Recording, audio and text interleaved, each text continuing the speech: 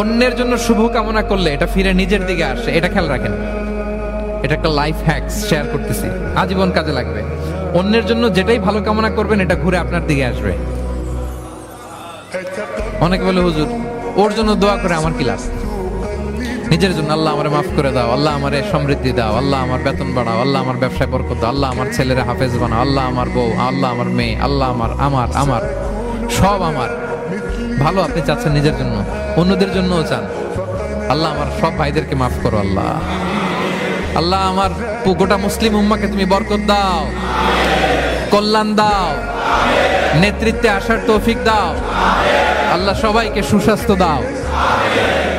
এটা ফিরে আপনার দিকে আসবে। অন্যের জন্য শুভকামনা বহুগুণ বৃদ্ধি হয়ে নিজের দিকে রিটার্ন করে। বিষ্ণু সাল্লাল্লাহু এটাই বলেছেন, মা মিন আবদিন মুসলিমিন ইয়াদউ লিআখিহি বিযাহরিল গায়বি ইল্লা ক্বালা লাহুল মালাকু ওয়া লাকা বিমিসলিন। কেউ যদি তার ভাইয়ের অনুপস্থিতি তার ভাইয়ের জন্য দোয়া করে, ফেরেশতারা ওই দোয়াটা তার জন্য আগে আগে করে। তাহলে অন্যের জন্য শুভকামনা করলে, দোয়া করলে লাভ না লস?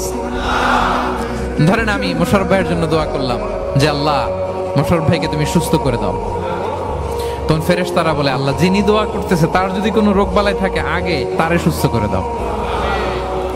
ধরেন আমি বেলায়েত ভাইয়ের জন্য দোয়া করতেছি, আল্লাহ বেলায়েত ভাইয়ের এই সমস্যা আল্লাহ তুমি দূর করে দাও, ফেরেশতারা বলবে আল্লাহ যিনি দোয়া করতেছে তার যদি এই সমস্যা থাকে আগে তারে এটা দূর করে দাও।